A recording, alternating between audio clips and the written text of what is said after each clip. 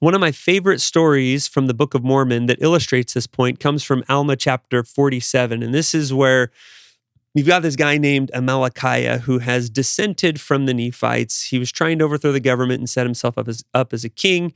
Nephites didn't like that. He tried to enforce that by using an army to put him on the throne. The Nephites repulse him, and he ends up running away to the Lamanites, which, for those who may not be familiar with this is kind of the wicked part of society. These are the ones who don't believe in God. The Nephites normally do. So Malachi goes over to the Lamanites and hatches this plan to overthrow their government, the Lamanite government, and set himself up as a king so that he can then come and, with a much larger army this time, overthrow the Nephite government as well and set himself up as a leader over both of these nations. At one point, when he's among the Lamanites, he's not yet brought this plan to fruition, and he doesn't quite get there. It doesn't work out for him, but he's still working on this, and he's in the part where he's trying to overthrow the Lamanite king. He gets the Lamanite king to grant him authority over a part of his army to go and compel the other half of his army that is just terrified of going against the Nephites to do it anyways. So you've got Malachi who has the half of the army that is supportive of the king of the Lamanites, and then the other half of this army is being led by a guy named Lahonti, and they want nothing to do with trying to go and attack the Nephites again. They've tried it multiple times, and it doesn't turn out so well. They don't want to just go throw their lives away. So Lahonti escapes to the top of a mountain or top of a large hill where the Lamanites have all of their a bunch of their weapons. It's an armory up there. And Malachi comes and camps at the bottom of this hill, and he sends an embassy up to Lahonti and says, "Hey, just come down and talk. Just come down and talk to me. Let's see if we can work something out here." And Lahonti refuses. 2 or 3 times he refuses until Malachi tries a different tactic. He sends an embassy this time and says, "Okay, so don't come down. That's fine. I get it. You're a little nervous. Why don't you just come down a little ways? Just come right outside your camp, come down the mountain just a little bit, and bring your guards with you. I'll meet you up there, and we'll talk there, near your place of security. Not inside your place of security, but near it."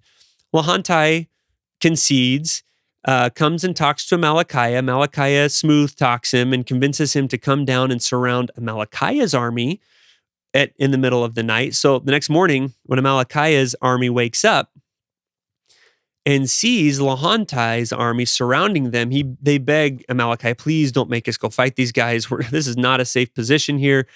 Can we surrender?" And Malachi reluctantly agrees.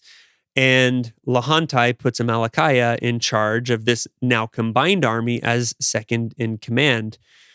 Now, Malachi eventually has his servant slowly poison Lahonti until Lahonti dies, and then Malachi takes control of this army, goes back to the Lamanite king, kills the Lamanite king, and instead of going and immediately attacking the Nephites, he takes time to motivate them to want to go to war themselves, to stir them up to anger, so that the Lamanites ask Malachi, "Can we please go take these horrible Nephites out?" And then he relents and leads the army to go attack the Nephites. And this begins a period of war between the Nephites and the Lamanites that lasts a long time.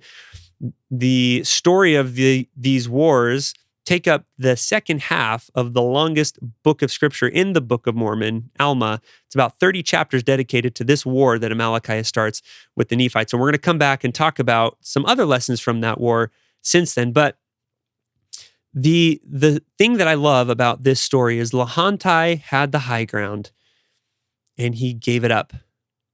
He gave it up. He thought he could come out of his place of security just a little bit, and he brought his guards. He brought his strength with him. So, if I'm strong enough to handle this, just so long as I got my buddies with me here to back me up.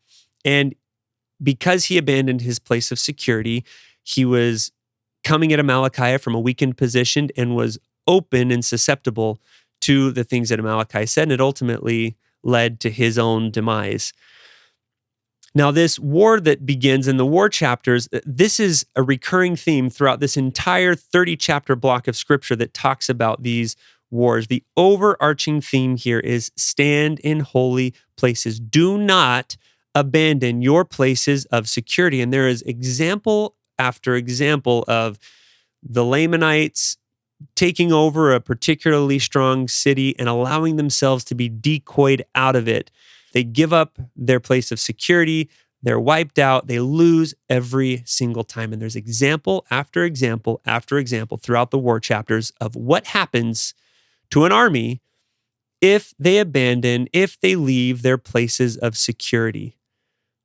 You know, a lot of people wonder, and I wondered for a long time, what is the deal with all these war chapters? And this is it. This is the key to winning battles. You hold the high ground. You stay on top of that mountain and do not come down for any reason. You stay behind those walls and don't come out for any reason, not even if you think that you're strong enough to take that army down in the valley by yourself.